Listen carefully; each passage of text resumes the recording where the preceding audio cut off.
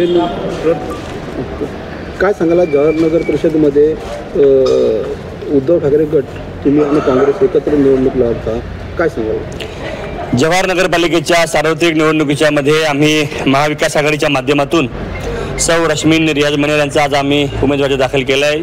शिवसेनेचे नेते जिल्हाप्रमुख अनुपजी पाटील, आमचे विधानसभेचे अध्यक्ष दादाश्री तेंडुलकर, आमचे जिल्हाध्यक्ष अल्पसंख्याकचे रियाजभाई मनियार, अंबिरे, सर्व आमचे प्रमुख पदाधिकारी कार्यकर्ते, श्रावण खरपडे साहेब इथे उपस्थित आहेत. आम्ही महाविकास आघाडीच्या माध्यमातून शिवसेना उद्धव बाळासाहेब ठाकरे पक्ष, राष्ट्रवादी काँग्रेस पक्ष शरदचंद्र पवार, भारतीय राष्ट्रीय काँग्रेस, बहुजन विकास आघाडी, CPM, कष्टकरी संघटना या सर्वांच्या साथीने या निवडणुकीला सामोरे जात आहोत. मागच्या काळामध्ये सुद्धा रियाजभाई मनेर यांनी अतिशय चांगलं काम या नगरपालिकेमध्ये केलेलं आहे नगराध्यक्ष म्हणून, आणि त्यांच्या पत्नी सौ रश्मीन मनेर ह्या मागचे 5 वर्ष नगरसेवक होत्या.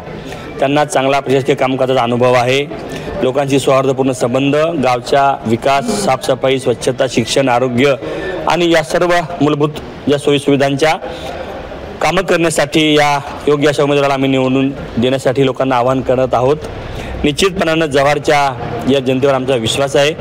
सातत्याने मागील काळामध्ये राष्ट्रवादी काँग्रेस पक्ष आणि शिवसेनेवर विश्वास या मतदाराने दाखवला असल्यामुळे निश्चितपणानं लोकांच्या अपेक्षेला उतरून आमचा विजय होईल याबाबत कुठलीही शंका नाही.